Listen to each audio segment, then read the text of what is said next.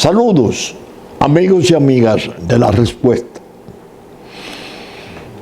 Se podría decir nada nuevo bajo el sol. Sigue el desastre, tanto de la pandemia como de la guerra, que son temas esenciales de este programa al principio, según me propuse hacerlo desde hace ya más de 3 años. Las noticias de la pandemia se han recrudecido y China vuelve a ser una especie de epicentro, porque ahora están trascendiendo las noticias penosas del COVID-19 haciendo estragos en la población china. Hubo un tiempo que comentamos en que el encierro y el confinamiento eran rotundos. Ciudades como Shanghái, inmensas, fueron cerradas totalmente sin poder salir a la calle. Hubo protestas populares masivas que preocuparon al Partido Comunista, evidentemente. Abrieron y ahora comenzaron a trascender las noticias del contagio. Estamos hablando de 60 millones de contagiados. Y se habla en las noticias, no sé cuál es su veracidad, de 6 millones de muertos. Lo cierto es que el Partido Comunista decretó 0 noticias sobre el tema. Cerraron la información para que no se sepa la magnitud de los estragos que el COVID-19 está haciendo en China. Sin embargo, sigue el misterio. Quita la cuarentena como una manera de invitar al resto del mundo a que vayan, a que sigan yendo, para mejor decirlo. Es totalmente chocante esa liberación de la cuarentena que hace China. ¿Qué es lo que busca? ¿Qué es lo que quiere? En principio hubo una sospecha grave de que uno de sus laboratorios en Wuhan fue que se produjo la cuestión del virus. O se fugó o lo fugaron. Eso quedó en el misterio.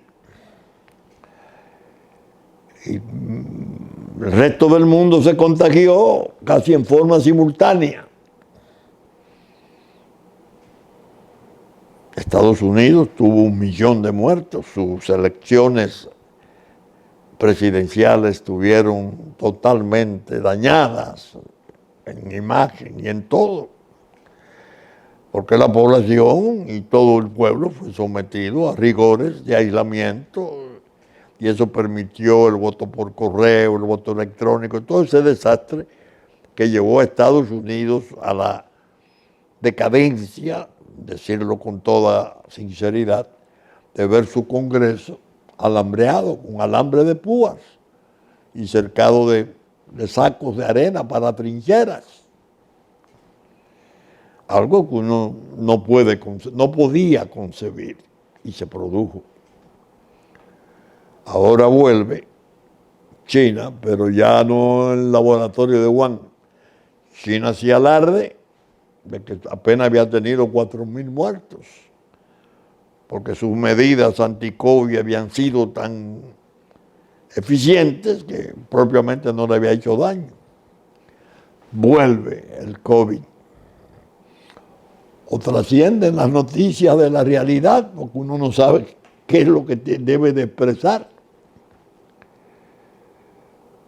Uno no sabrá nunca qué está ocurriendo en realidad.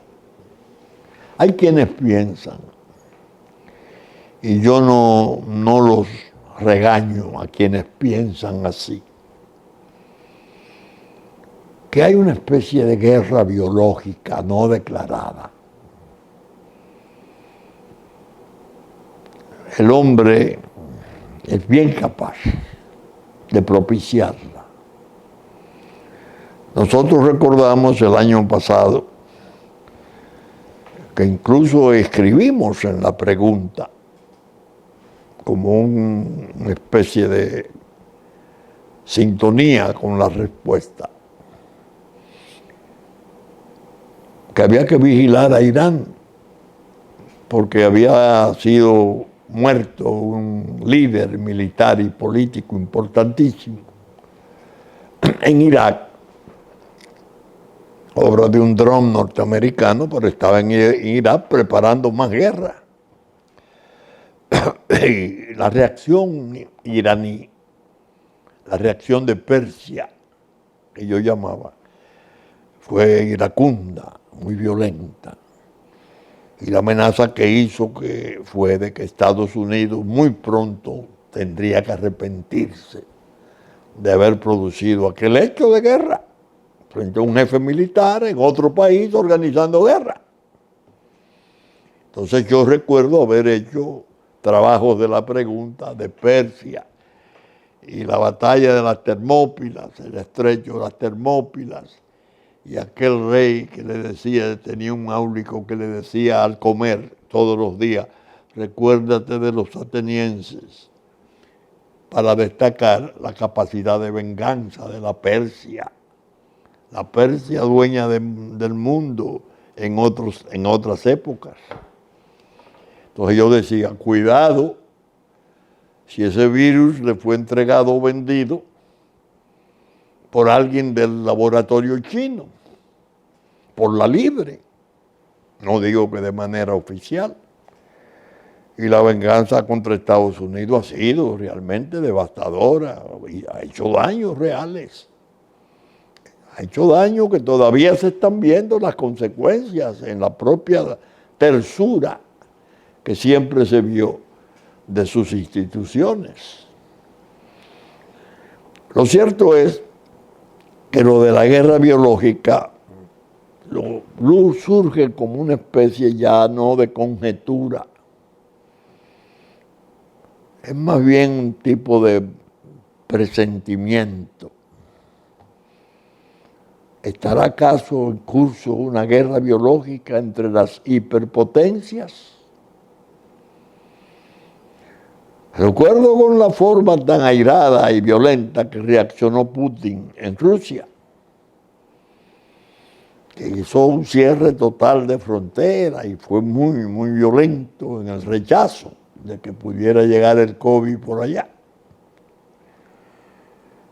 Quizás uno piensa, entendiendo que podría tratarse de algo intencional, deliberado, como lo sería parte de una guerra biológica. El hecho es que hay tantas sombras, hay tanta oscuridad en todo lo que ha venido aconteciendo, y los resultados son tan penosos, tan dolorosos, y han golpeado tanto a la humanidad, que el derecho a presentir algo peor no hay por qué arriarlo, no hay por qué entregarlo ni abandonarlo. Tenemos derecho a presentir lo peor, fruto de todo ese desastre de las luchas de intereses entre las potencias y el comercio mundial y el globalismo y las guerras. Quedan abiertas pues todas las posibilidades de interpretación. Ahora bien, Persia tiene ahora las incidencias de la revuelta popular contra los ayatolas. Están colgando en parques públicos a jóvenes por protestar. y a pobres mujeres jóvenes por no llevar el atuendo que requieren los ayatolás, haciéndolas víctimas de persecuciones durísimas, pero hay un levantamiento del movimiento popular que hace pensar que va a haber en Irán trastornos internos muy graves. No se sabe si se ocurrirán primero, no se piensa que lo que pueda sobrevenir entre Irán e Israel, que ahora tiene a Netanyahu de nuevo como jefe de Estado. Irán, que ha prometido que en 24 horas podría borrar del mapa a Israel. Israel, que tiene armas nucleares, que ha padecido exterminios inmensos y persecuciones increíbles, posiblemente no se deje incinerar. Y lo que puede sobrevenir es que ellos intentan que tienen los medios para incinerar a Irán. En definitiva, incinerar al mundo. Eso está pendiente, está dentro de las tareas preocupantes a meditar en este tiempo de pandemia. Por otro lado, los Balcanes. Kosovo, que no ha sido reconocido, admitido en Naciones Unidas, se inquieta porque Serbia moviliza sus tropas.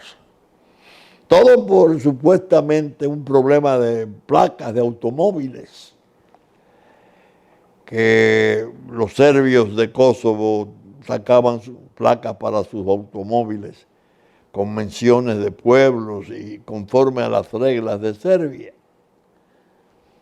Ese puede ser un pretexto para movilizar tropas. Pero en Kosovo fue cuando intervino OTAN, en el tiempo del presidente Clinton, que hicieron bombardeos devastadores de las infraestructuras de Serbia, tratando de evitar que Serbia tomara Kosovo. Kosovo no puede entrar a las Naciones Unidas por dos vetos, el de China y el de Rusia, en el Consejo de Inseguridad. Sin embargo, ¿cómo sería si surge una confrontación con Serbia, que está aplicando para pasar a ser parte de la Unión Europea? Kosovo todavía aspira a ser Estado reconocido por los demás estados del mundo. ¿Qué está pasando? Por Dios, ¿qué es lo que se pretende? ¿Cómo es que el mundo puede llegar a carecer de liderazgos mayores luminosos en capacidad de manejar estas crisis, desmantelar los peligros, asegurar la paz, el sosiego, la propia supervivencia de la humanidad? Mira uno hacia el Pacífico y dice, oh Dios mío, ¿y a dónde vamos a llegar? Con las elecciones de Taiwán llegamos a tener la ilusión de que como el Kuomintang barrió, ganó, las tensiones disminuirían, porque el Kuomintang es partidario de la idea de una China, solo una China y dos sistemas, aunque no admite la idea de provincia de China. Pero las tensiones debieron bajar. Pues no. Sigue el asunto encendido. 71 aviones chinos de alta resolución de última generación en el límite del espacio aéreo, 71, y 7 buques de guerra enormes en el mar, en los bordes del espacio marítimo de Taiwán. Taiwán que se alarma y manda sus casas a circunvolar. ¿Qué es esto? ¿Qué es esto? Bastaría un error, el llamado error trágico de siempre. Que se enreden a tiros y a proyectiles esos aviones y esos barcos para degenerar en una conflagración. Japón, el pequeño gigante dormido, despertó.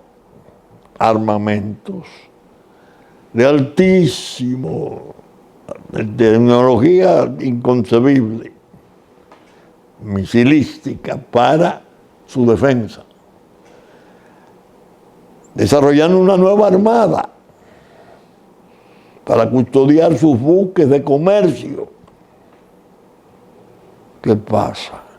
Y una posible modificación de la Constitución para hacerla menos pacífica, porque ellos, a raíz de su derrota en la Segunda Guerra, asumieron una constitución de paz, enemiga de la violencia, de todo lo que pudiera oler a lo nuclear. Pero el loquito de Corea del Norte se divierte tirándole cada semana proyectiles a sus mares territoriales, a sus playas, como señalándole la cuenta pendiente que tienen con Corea la vamos a cobrar por estos medios, en lo que intenta desarrollar la capacidad nuclear. Uno va viendo esas cosas y se dice, pero bueno, ¿y cuándo va a despejarse el panorama? ¿Cuándo va a ser más abierto el horizonte, el porvenir, el futuro de los pueblos? Es peligrosa la situación. Estos días ya corresponden, este día primero, al año 23. Nadie está en capacidad de predecir qué va a ocurrir, precisamente por lo que ha estado ocurriendo en el 22.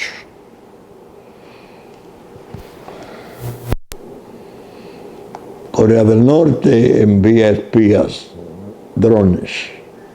Corea del Sur envía aviones y ya disparan y persiguen los drones de Corea del Norte. El paralelo 38 del armisticio parece que puede en un momento dado pasar a ser cuestión de olvido, de pasado. Estados Unidos, en su Senado aprueba una resolución para la defensa nacional y en uno de los últimos acápites de la misma se pone una partida importante de cientos de millones de dólares de armamento para Taiwán. Por Dios, ya no es la Pelosi que va a Taiwán. Es ayuda del Senado formal, consagrada en presupuesto. La reacción de los otros hay que buscarla por ahí.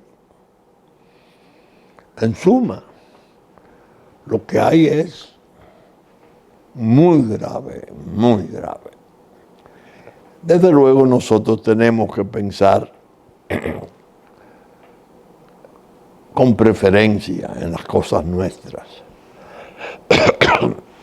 Porque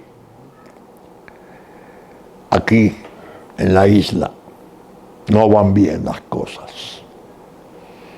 Se ha venido haciendo un trabajo siniestro de muchos años y ahora se está perfilando como nunca en todo lo que tiene de alevoso y de malvado contra la integridad de nuestro territorio, contra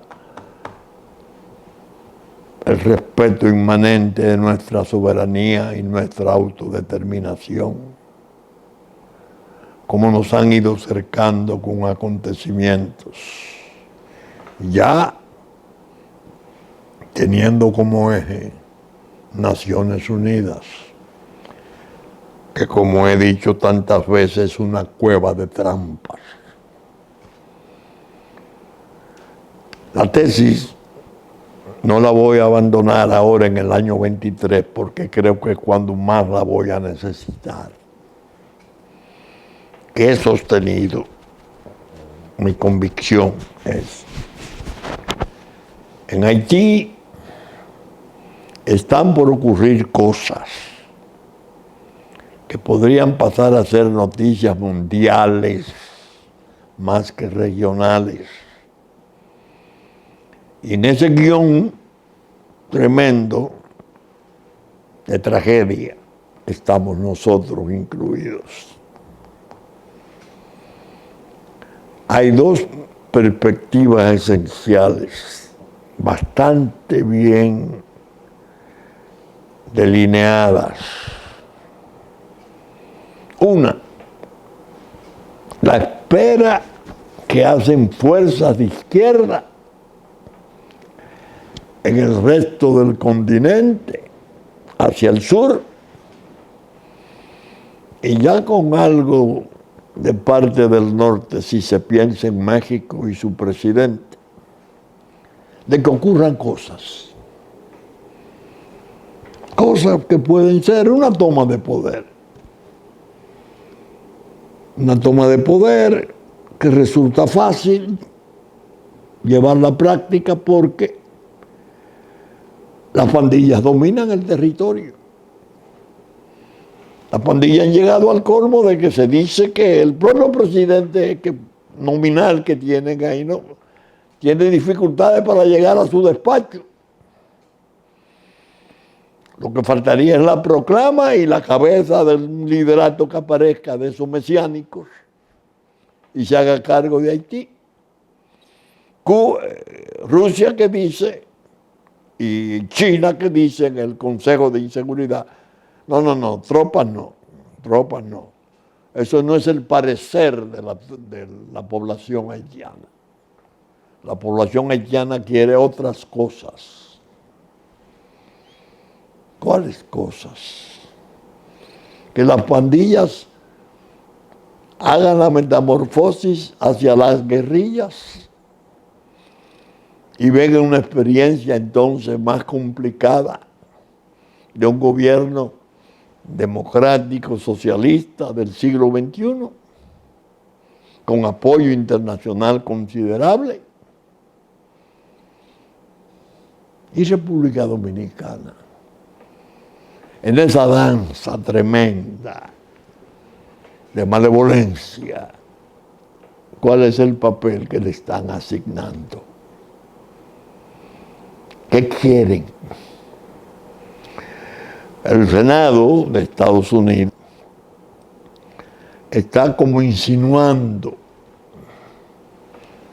la defensa de la República Dominicana, en el sentido de que por sus resoluciones, creo que ya van 2, y declaraciones de senadores importantes, buenos amigos de los dominicanos, como Robert Menéndez, Marco Rubio, le han salido en cierto modo al paso a las denigraciones que desde el litoral de Naciones Unidas y en los ámbitos de sus trampas se han venido haciendo sistemáticamente para hundir la República antes de poder destrozarla. Haciendo, yo digo, una especie de insinuación de la presencia de aquel senador inolvidable de Estados Unidos, Charles Sumner, que defendiera la existencia misma de la patria dominicana. Por su oposición se impidió que se perdiera la República Dominicana. Ese senador muy querido por Abraham Lincoln, muy apreciado por el presidente Lincoln, que es mucho decir, que después tuvo una desgracia de un intercambio personal, lo agredió otro senador con un garrote y le produjo lesiones cerebrales que liquidaron su brillante carrera. Este Senado, en sus resoluciones, le está diciendo, no, República Dominicana es otra cosa. Se lo está diciendo a mucha gente del Departamento de Estado, de Naciones Unidas, de Unión Europea, que son los que tienen las cantaletas degradatorias contra el país. Violación de derechos humanos, trabajo esclavizante. No. Pero noté que la propia China, después de lo de el Kuomintang y sus elecciones, uno de sus ex embajadores, una mujer creo, y unas declaraciones hermosísimas sobre el respeto que merece la soberanía dominicana y cómo es un Estado que debe ser considerado como una pieza valiosa de la comunidad internacional. Bueno, es decir, uno se levanta un día con un pesimismo y con una ira, santa ira, por los abusos, y al otro día encuentra cierto aliento, un estímulo, un reconocimiento. En medio de eso estamos nosotros con nuestros problemas de siempre. El quehacer político muy lamentable, ausente considerablemente, por no decir totalmente, de las preocupaciones por los peligros nacionales reales. Es un tema que se asume a veces, a ratos, por raptos, un pujo, pero no es un tema continuo, orgánico, programático, inherente del quehacer político. Abundan todas esas bajezas y los politiqueros que se sabe que están a la venta. Buscan poder en un momento dado y si se le dio el poder, adiós República Dominicana. Ya se vio. Esos dos gobiernos de Danilo Medina fueron horribles. Ahí era la obsesión de permanecer en el poder, a como diera el lugar, una satrapía. Pero las circunstancias obligaron y la posición del pueblo frente a los abusos contra la Constitución, los cercos militares sobre el Congreso, etcétera, que impidieron que aquello se pudiera llevar a cabo plenamente. Entonces, la idea es que llegamos al 1 de enero y decimos, ¿qué hacemos? ¿Lo recibimos con alegría? El clásico Happy New Year, cumpleaños, año nuevo feliz, o lo recibimos con reserva, con un granito de sal, para ir viendo sus vicisitudes y saber cuáles son los deberes que nos corresponde cumplir. Es delicada la situación. Yo pienso que hay una cosa que, y ahí le voy a dar una especie de respuesta a algunos amigos míos, que me han dicho,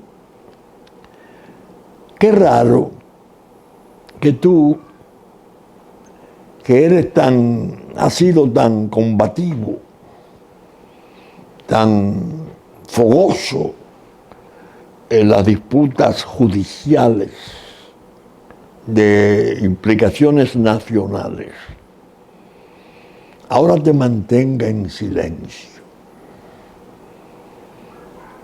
La preocupación parece válida. ¿Qué pasa? Que el viejo sigue con su programa y sigue con su memoria, gracias a Dios, pero se ha ido mucho al plano internacional y al tema nacional. Y como que se le han olvidado los procesos y la corrupción y las consecuencias de los juicios y la armonía o los desencuentros que puedan haber entre los funcionarios del Ministerio Público y la judicatura. ¿Por qué no lo trata? Primero, porque creo que si me hubiese metido en los debates, no hubiese podido atender con la precisión que entiendo que tengo los peligros nacionales. Me perdería ahí. Sería una forma de volverme común, similar a la indiferencia y al desinterés del quehacer político por el tema esencial de la República. No le pueden buscar a Haití una solución para sus crisis gravísimas, terribles, lamentables, penosas, sacrificándonos a nosotros. Eso es lo que le he dicho a los amigos. Si meto el énfasis en lo judicial, que me encantaría porque yo, a pesar de que respeto mucho la cuestión de los juicios, donde yo no he tenido acceso a un solo papel, donde yo no he participado en las informaciones sobre investigación, etc. Y soy cuidadoso para no opinar desde la calle. Pero siempre son tratables y son quizás los más emocionantes, ¿no? Como exposición de disputas públicas. Si me meto ahí, lo otro, ¿cómo lo trato? Lo otro es lo esencial. Lo otro es lo esencial. Es más, le digo a algunos amigos, observen que yo he dicho que en los hombros de la judicatura está la seguridad nacional. Es decir, en la medida que el aparato judicial nuestro funcione en los juicios de corrupción, aumentará la densidad del respeto a la República Dominicana. Nos llamarán con menos frecuencia, son atrevidos y lo harán, pero será su ridículo. Caos. Estado fallido porque funciona su institución judicial. Daríamos una lección, un ejemplo al mundo. Ahora bien, yo sé que son las noticias las que más atienden a la curiosidad de la gente.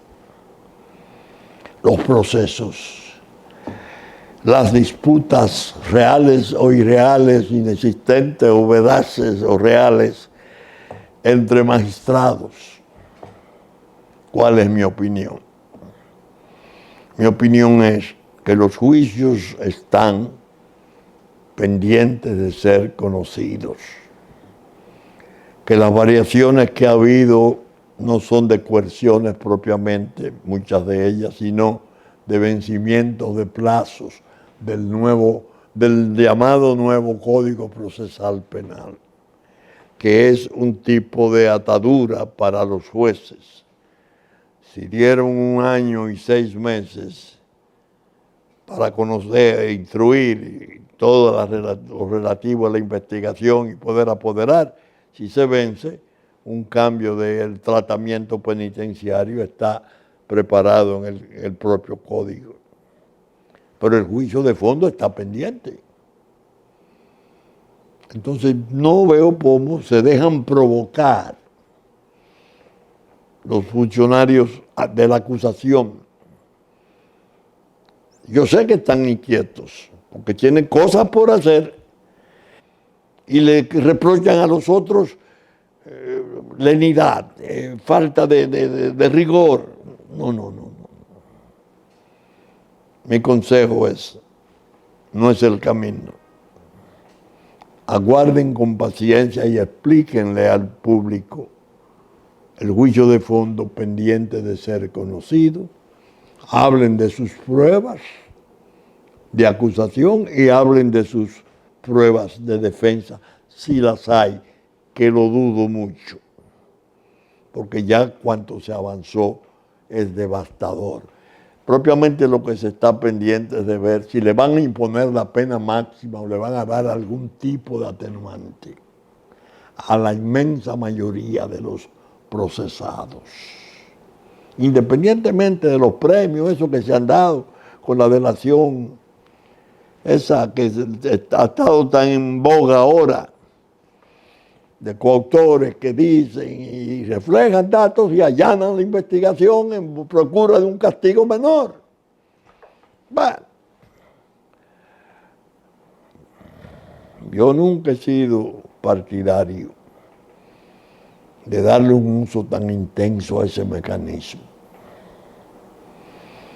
porque crea situaciones difíciles de negociación del Ministerio Público con prevenidos, con inculpados. Nosotros teníamos la figura, en el caso extremo del complot, el complot, si uno de los conjurados se adelantaba y denunciaba la realidad, entonces era premiado y exento de pena. Pero el otro mecanismo, en práctica, puede ser peligroso porque se presta para interpretaciones retorcidas de todo tipo. Por eso le he dicho a los amigos, el programa yo no lo quiero meter por el camino de las disputas judiciales. Me va a quitar tiempo y densidad, y me va a quitar colorido a mis ideas sobre el tema nacional. Me va a meter en las parcialidades acusatorias, esas cosas. Ahora se dice, no, ahora en enero viene una nueva ola de acusaciones. Están hechas las resoluciones ya. Parece que van a comenzar a recoger gente. Me imagino que no lo harán en pijama, ni con desconsideraciones, ni filmándolo como lo hiciera Danilo Medina. Si se han de producir arrestos, que se hagan con la dignidad y el respeto debido. Pero sí atiendo a los efectos que pueden tener esos procesos por venir en el orden político. Por ejemplo, me han dicho algo que yo no lo quiero creer. Me han dicho oficiosamente, mira, el presidente designó 18 abogados, entre ellos hay algunos amigos míos muy respetables, para reclamar y tratar de rescatar y recuperar los miles de millones de pesos y dólares de las acciones públicas del Danilato, del gobierno de Danilo Medina. Pero se ha dado un caso, el caso de la Nueva Victoria, muy delicado. Parece que algunos de los abogados, excediéndose, pienso, en su celo, ha ideado la necesidad de llevar una acción paralela, no dependiente y confluyente con la acción pública de demanda, y han demandado a grupos económicos importantes por miles de millones de pesos, al margen y en paralela con los procesos criminales ya conocidos. ya conocido en la investigación, pendientes de ser apoderadas las jurisdicciones para conocer sus méritos y después para conocer el fondo. Ajá. Y afecta a grupos importantes de la economía. Sí, sí, cómo no. ¿Quién hizo la maldad? Porque la maldad está clara que se está haciendo en perjuicio de Luis Abinader. Porque lo que va a la gente a entender que un abogado del Estado no podía tomar una iniciativa de ese tipo, independiente de lo que el Ministerio Público esté haciendo, y no asistiendo al juicio que se abra para reclamar allí, debe tener la aprobación del presidente Abinader, porque es tan grave la medida que si él no la conoce no se puede hacer a sus espaldas. Si se hizo a sus espaldas, entonces ahí pienso yo en los procesos como factores de turbación política de inmensa gravedad. Yo siempre he dicho, está en soledad el presidente.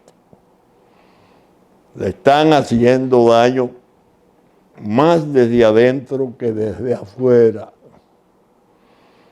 Lo que está recibiendo de la oposición es relativamente mucho menor y benigno de lo que le están tramando adentro.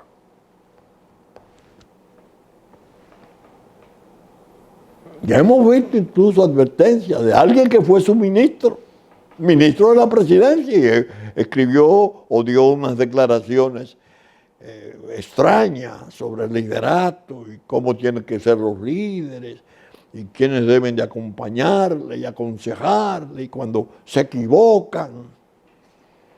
¿Qué es esto?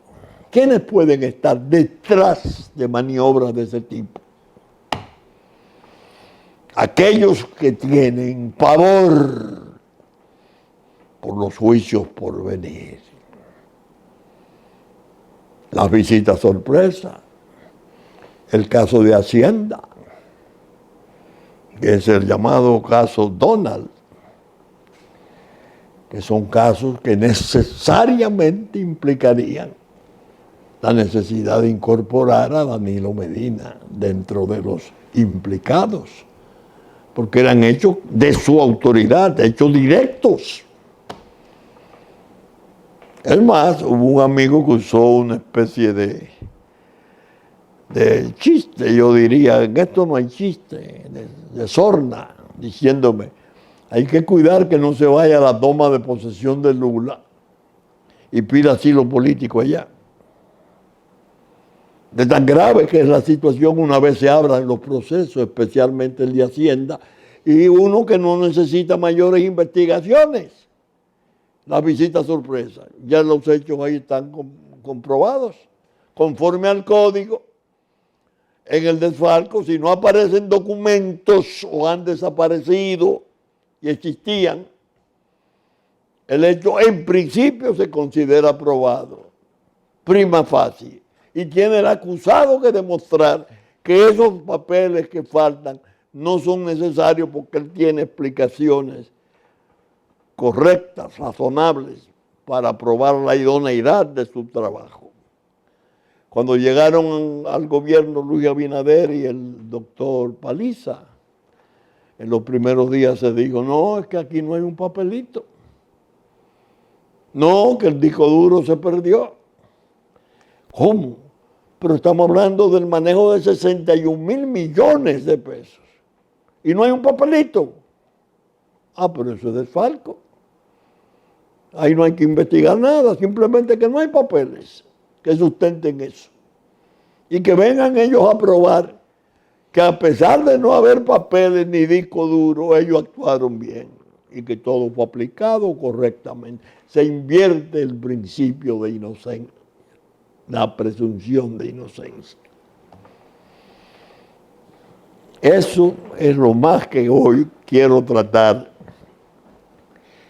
en la cuestión de los juicios penales y la correlación con la política.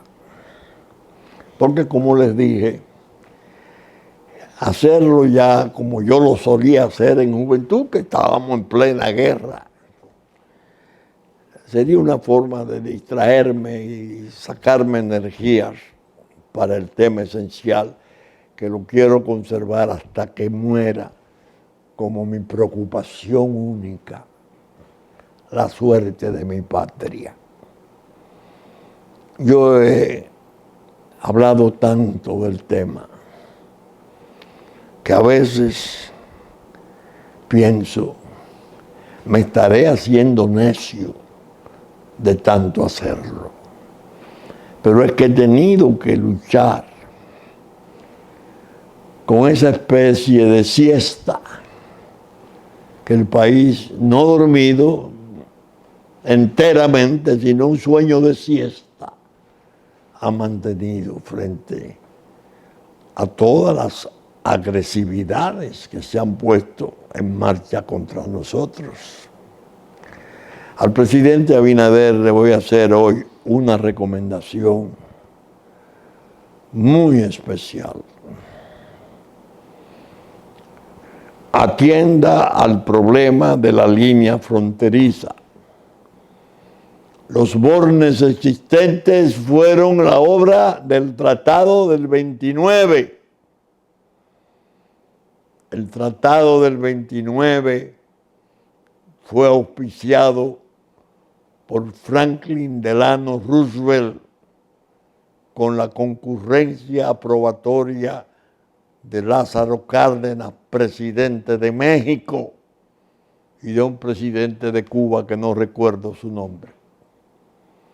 Si ahora al hacer el muro o la valla muro, la valla que tratan de desnaturalizarla y de ponerla como inservible, si marcan un límite territorial dejando áreas de 8 o 10 kilómetros en favor del estado vecino, al presidente Abinader le advierto que sería para él una tara en capacidad de dañar todo cuanto pueda ser su reputación hacia futuro.